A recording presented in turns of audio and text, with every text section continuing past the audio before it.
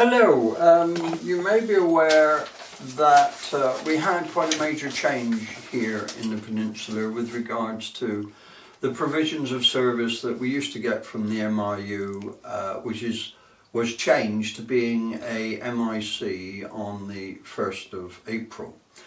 I think we've covered a number of CCG board meetings where we were assured that the arrangements and the IT problems that were envisaged had been addressed or were being addressed, so therefore it would be a seamless transfer, and if you yourself needed somewhere local to go to that the old MIU could cope with, then undoubtedly the MIC, the new MIC, would be able to deal with it equally.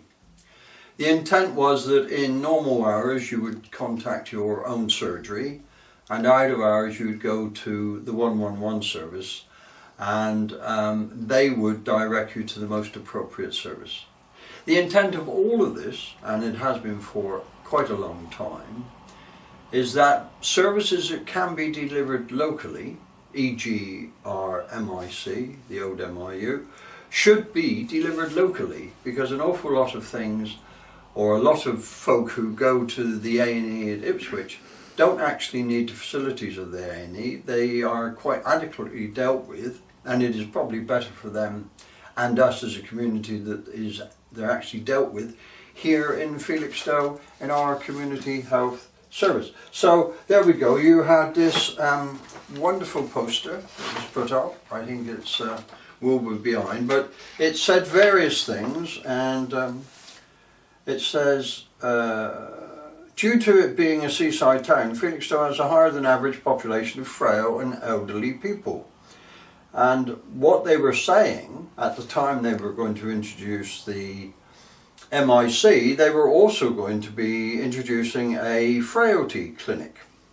As of yet, that is still work in progress. But rather more alarmingly, and something which caused our MP to actually put a piece about this problem in the Felixstowe Flyer of this month, the one with the exciting Spar Gardens on the front cover, was the fact that there have been a number of issues arising out of the seamless transfer from MIU to MIC. And what she did, she called a meeting in the town. I understood, I think it took place at the Conservative Club, I'm not sure, I wasn't able to get to it, but she did get the Chief Operating Officer of the Ipswich and East Suffolk CCG, Ed Garrett, to come along and explain what was happening. And I had been, at the same time, or previously to that, attending a meeting at the PPG, which is the Patient Participation Group at the Grove.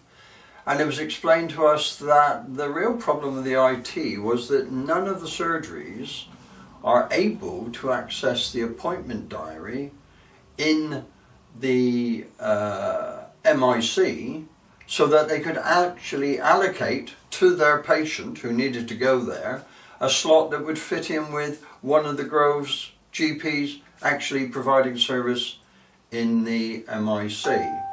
So we've got, as is always the case, isn't it, an IT failure to provide the service. And the other problem, it would appear, is that a medical dictionary that should show, or directory that should show what services are available and which services are most suitable, on occasions when it's being used by 111, doesn't even mention Felixstowe MIC at all. So I'm very sad to relate that it wasn't seamless, isn't seamless. There are problems, but we are assured, and our MC is, or our MP is saying that, the CCG are looking to fix the issues and to continue having conversations with residents on how to improve the service. Well, if we'd sort of maintained, or could have maintained, the quality of service we had with the old MIU, I think most of us would be quite pleased, wouldn't we? We'll keep you informed. See you the next time.